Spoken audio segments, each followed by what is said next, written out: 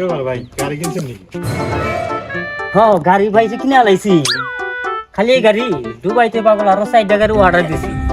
জানোস না দুবাইতে মুজদাফিলাতে ফ্ল্যাট আছে না, 2টা ফ্ল্যাটের অর্ডার দিছি। এটা যে বড় রে ভাই, বিশ্বাস করবি না। আর দুবাইতে থাকে তো পাগল হয়ে গেছি গা। আর আমাকে দেশে বাঙালি দুবাইতে এত পরিমাণ যাই বলিছে বুঝছ, ঠিক মতো তো কমিটি আগা পারে না।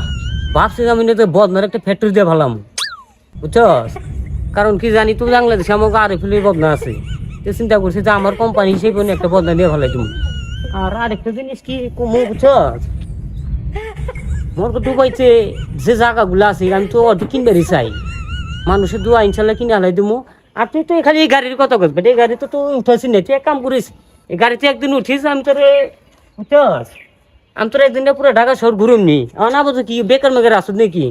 হ্যাঁ ভাই, ও বেকার আসো, তুই এক কাম করিম নি, আমি তোর একটা বিষয় দিয়ে দিমনি বুঝছস। কস্টমার পাসপোর্ট কইরা ভালো করলে তুই আমার কাজে লাগাই দেবি বুঝছস না। টেনশন করিস না, আমার লগে আয় করবি, ঠিক মতো খাইবি দেবি বুঝছস। আর আমার প্লাবনে থাকবি, আমার ফ্যাক্টরি ম্যাটরি দেখবি, সমস্যা নাই। ভাই একটু চাপেন তো।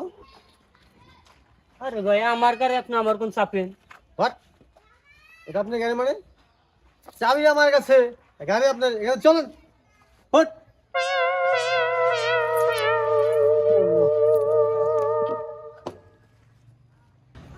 ছোট ভাই যাই বাসায় বেরোবে, তোর ভাবি কিন্তু ভালো রান্ধে বুঝছস, দেখা করিস আইস কিন্তু।